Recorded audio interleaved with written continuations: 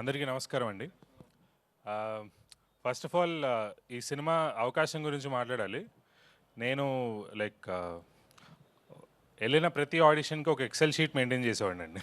2024 వరకు ఆల్మోస్ట్ ఒక 137 ఫిలిమ్స్ ఉన్నాయి దాంట్లో. బట్ కన్వర్ట్ అయింది 5 to 6 ఫిలిమ్సే. ఎందుకంటే సజీవ్ బ్రో నన్ను కాల్ చేసి ఈ క్యారెక్టర్కి పిక్ చేసినప్పుడు బ్రో ఆడిషన్ కూడా తీసుకోలేదు.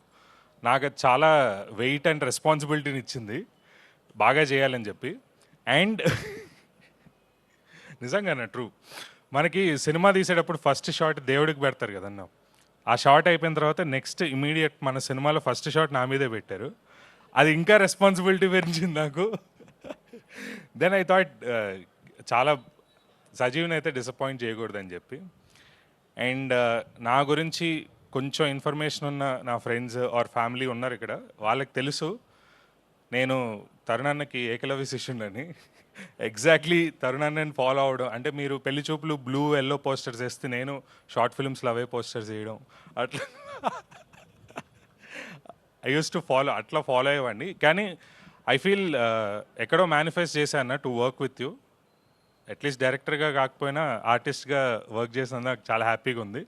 అండ్ ఫర్దర్గా డైరెక్షన్లో చేయాలని కూడా అనుకుంటున్నాను నేను.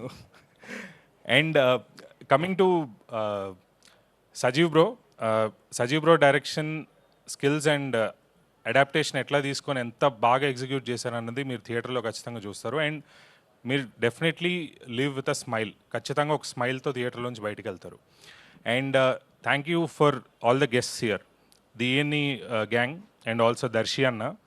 రీసెంట్గా మేము కూడా ఒక కల్ట్ డెలివరీ చేసాం, జిగ్రీస్ అని. సో కొలాబరేట్ అవుదాం అన్న, ఈఎన్ఈ 2 క్రాస్ జిగ్రీస్.